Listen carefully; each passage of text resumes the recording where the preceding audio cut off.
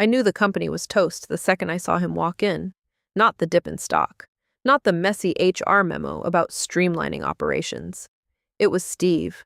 Steve Mallory. CEO in a tie so tight it looked like it was choking his common sense. 32. Freshly minted MBA.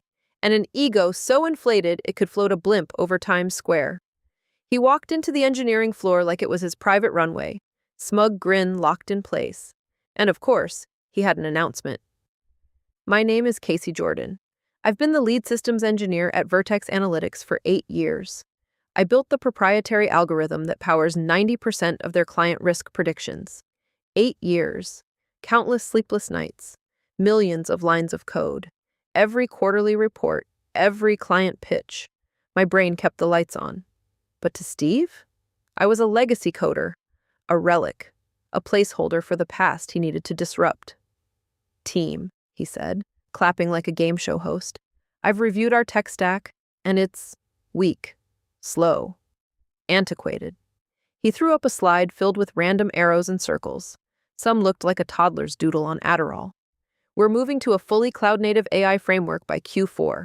Legacy systems, gone. Old algorithms, obsolete. I nearly choked on my cold coffee. Wait, I said, keeping my voice calm.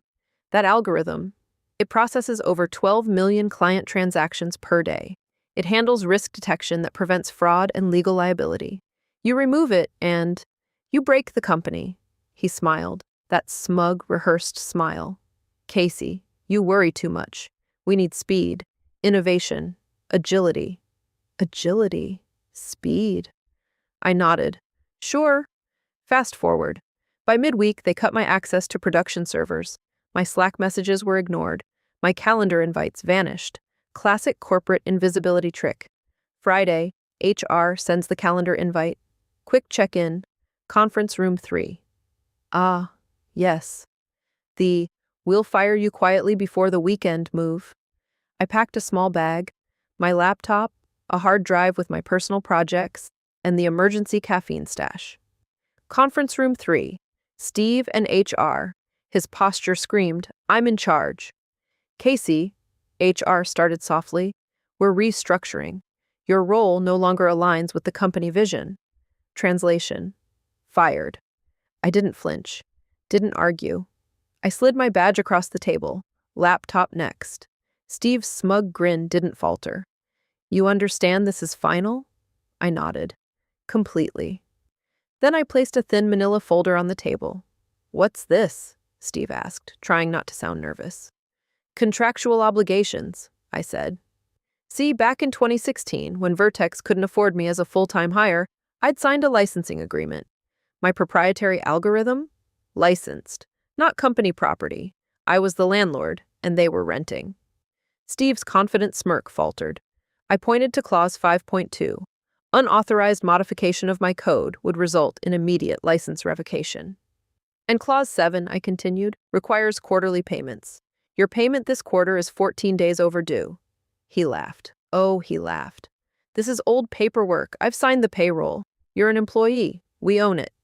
I shook my head. You misinterpret. My company, Jordan Systems LLC, owns the IP. You're a licensee. You're in breach. Steve's face went red. Veins bulged. You can't do this. Oh, I already did, I said calmly. I walked out. No drama, no yelling, just the quiet satisfaction of a contract enforced. By Monday morning, the chaos unfolded exactly as predicted. Transactions stalled, client reports failed, automated risk checks didn't run, emails flew to legal, finance, and investors. Panic spread like wildfire. Steve Mallory, the guy who thought he could disrupt 8 years of code in a week, was reduced to calling me. Casey, can we fix this? I sipped my coffee, looked at the New York skyline out my window. Sure, I said. Pay the licensing fee and follow the contract. Then maybe we talk. Silence. Then the sound of a very expensive ego deflating. You don't need to hack a system. You just need to know the rules.